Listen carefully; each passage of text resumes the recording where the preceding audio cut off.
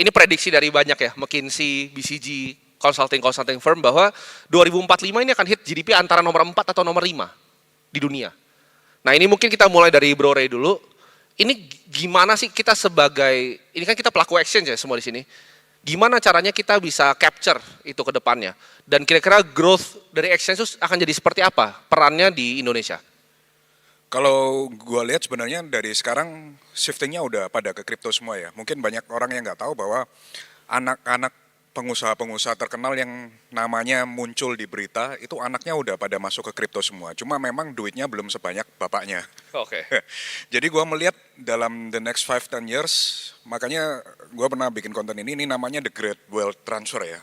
Ketika yang dari generasi di atas kita nanti menurunkan warisan ke generasi ini dan kemudian mereka akan masuk ke dalam dunia kripto. Pasti sebagian dari porto mereka kita bilang at least lah 5-10% masuk ke kripto dan it's gonna be so massive for the crypto market. Dan saya rasa nggak perlu untuk kita terlalu over promise di dalam kripto karena saya rasa para investor muda sekarang mereka udah melihat keunggulan kripto daripada tradisional financial. Jadi kalau dibilang kripto bukannya 24 jam mau Sabtu Minggu tarik juga bisa, nggak perlu nunggu H+1 ya kan, ini yang nggak ada di instrumen lainnya. Jadi kalau saya melihat dalam 5-10 tahun ke depan, kripto is gonna be very bright sih. Oke, untuk melanjutkan pertanyaannya mungkin untuk Bro Yudo, gimana kita sebagai pelaku pasar dan juga pemilik dari exchange bisa survive? Karena kalau lihat dari dunia ini kan banyak pengalaman yang gak enak di exchange kan, Mt. Gox, ada FTX juga. Waktu itu sempat juga ada ya tahun lalu lah ada gonjang-ganjing nih kalau Indonesia ada FTX-nya marketnya akan seperti apa? Gimana caranya kita sebagai pemilik exchange ini bisa survive untuk sampai ke 2045? Kalau kita ngomongin exchange, sebenarnya kita harus yakin memang kayak barusan Bro Ray bilang, ini masih long term potential tuh gede sekali. Problemnya buat exchange, satu, kompetitif. Bukan hanya domestik, tapi juga eksternal.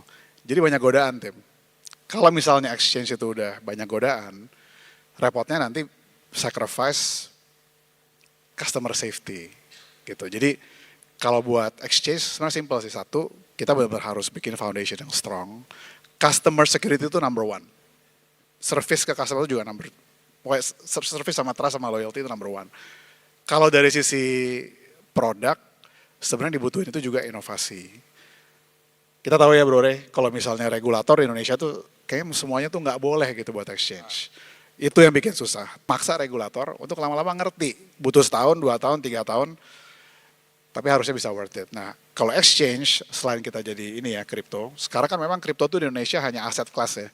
Tapi visionnya tuh sebenarnya harusnya di luar itu. Exchange tuh harus bikin bisa kripto tuh adopsi ke sehari-hari. Pembayaran, nomor 1.